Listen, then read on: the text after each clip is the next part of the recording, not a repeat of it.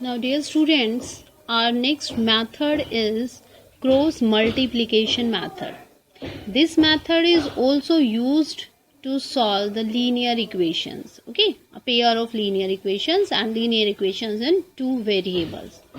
Now, in this method, if you forget the result, because here directly result is equal to x is equal to this one. This is the value of x and this is the value of y. Suppose if you forget this result, if you don't want to remember this result, so here is a procedure. So what is this procedure? First understand this procedure. Now here check what are the coefficients. A1 is the coefficient of x, A1, then B1, then C1, A2, B2, C2. So start writing from the coefficient of y. Okay. First write down here x and then what is the coefficients of y? B1, second is B2, then constant term C1 and C2, and next is coefficients of x, A1, A2, and then again write down the coefficients of y, and this is B1, B2. Now multiply. How you have to multiply? B1 into C2 minus C1 into B2. The same term is here. X divided by B1 into C2 minus C1 into B2. Clear? Equal to next term y divided by then C1 into A2 minus A1 into C2 and equal to 1 divided by next is A1 into B2 minus B1 into A2.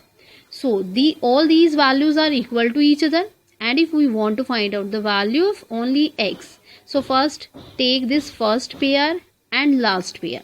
So x upon b1 c2 minus c1 b2 equal to 1 divided by a1 b2 minus b1 into a2, and if we take this term to the right hand side, so this term multiplied by this term, so x is equal to this one. This is the value of x, and similarly we can obtain the value of y. So this is the value of y.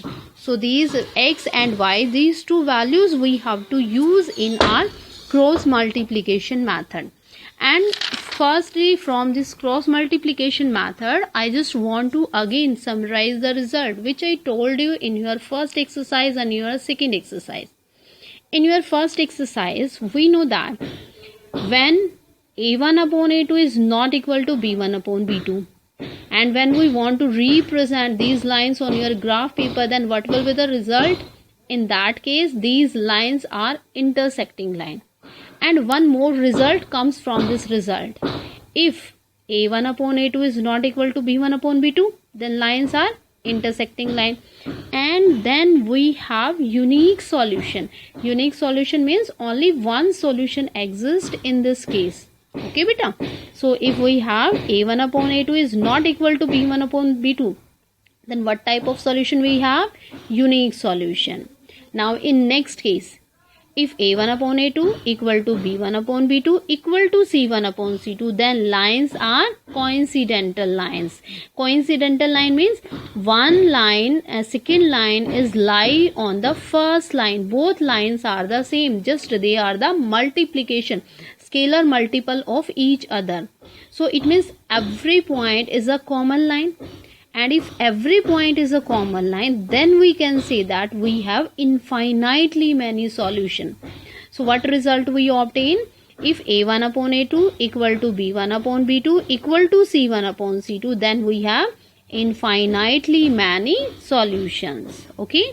Now third is, if a1 upon a2 equal to b1 upon b2 and not equal to c1 upon c2, then what type of lines we have? Then lines are the parallel line. Lines are the parallel line. And if lines are the parallel line, is there any point which is common to both? No, there is no any point which is common to both lines. And if no any point is common, then we have no any solution. So what result we obtain? a1 upon a2 equal to b1 upon b2 but not equal to c1 upon c2, then no solution exists in this third case. So what is our first result? a1 upon a2 not equal to b1 upon b2, then we have unique solution. If a1 upon a2 equal to b1 upon b2 equal to c1 upon c2, then we have infinitely many solution. Third case, if a1 upon a2 equal to b1 upon b2 but not equal to c1 upon c2, then we have no solution. So these results we have to use in our exercise, next exercise 3.5 and in your first question.